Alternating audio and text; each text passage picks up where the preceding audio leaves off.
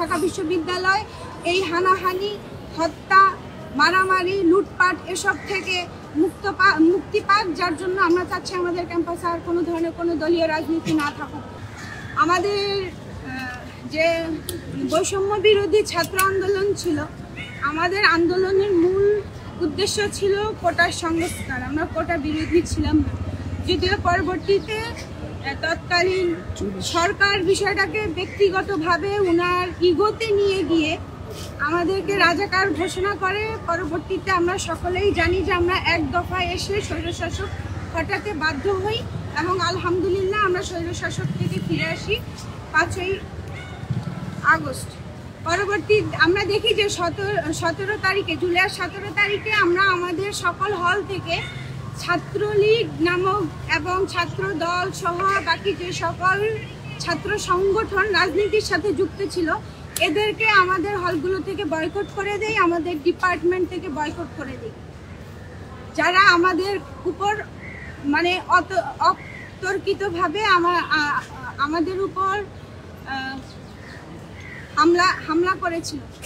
পরবর্তীতে আমরা 29 আগস্ট আমাদের ভিসি স্যারের কাছে একটা স্মারকলিপি দেই, যেখানে আমরা আমাদের দাবিগুলো উল্লেখ করি এবং স্যার আমাদের সাথে একাত্মতা প্রকাশ করে যে যদি 90% শিক্ষার্থী, সাধারণ শিক্ষার্থী রাজনীতির সাথে, দলীয় রাজনীতির সাথে যুক্ত থাকতে না চায়, তাহলে 10% শিক্ষার্থীর যেই দল করার প্রেরণা সেটা আমাদের উপর চাপিয়ে দেওয়া হবে না।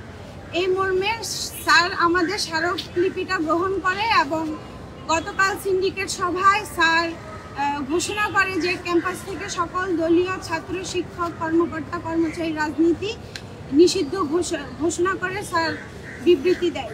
আমরা স্যারের এই সাহসিকতার প্রশংসা করছি আর আমরা চাচ্ছি স্যার অতি দ্রুত প্রজ্ঞাপন জারি করে এটাকে একটি আইনে রূপ দিক, যেন ভবিষ্যতে আর কোনো ছাত্র রাজনীতির সাথে যুক্ত সংগঠন আমাদের সাধারণ শিক্ষার্থীদের উপর শাসক হিসেবে আমাদেরকে শোষণ না করতে পারে আর আমাদেরকে দাস না বানাতে পারে।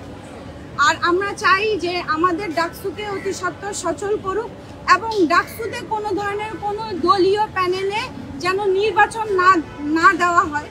স্বতন্ত্রতে যেই কোনো শিক্ষার্থীদেরকে দাঁড়ানোর সুযোগ দেওয়া হবে। যদি সে প্রথম বর্ষের শিক্ষার্থী হয় কিন্তু সে তার নৈতিকতার জায়গা থেকে সৎ হয় এবং সে আমাদের অধিকারগুলো নিয়ে সোচ্চার থাকে, আমাদের অধিকারগুলো নিয়ে প্রশাসনকে জানান দিতে পারে, আমাদের অধিকারগুলো বাস্তবায়নের ক্ষেত্রে সচল ভূমিকা রাখতে পারে, তাহলে সে যদি প্রথম বর্ষের শিক্ষার্থীও হয় আমরা তাকে আমাদের নেতা হিসেবে গ্রহণ করতে প্রস্তুত আছি।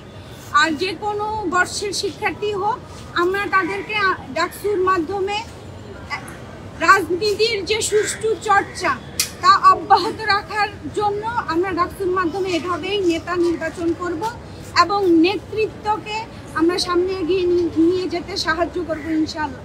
আর আমরা আসলেই চাচ্ছি এখন ঢাকা বিশ্ববিদ্যালয় এই হানাহানি, হত্যা, মারামারি, লুটপাট এসব থেকে মুক্তি পাক, যার জন্য আমরা চাচ্ছি আমাদের ক্যাম্পাসে আর কোনো ধরনের কোনো দলীয় রাজনীতি না থাকুক।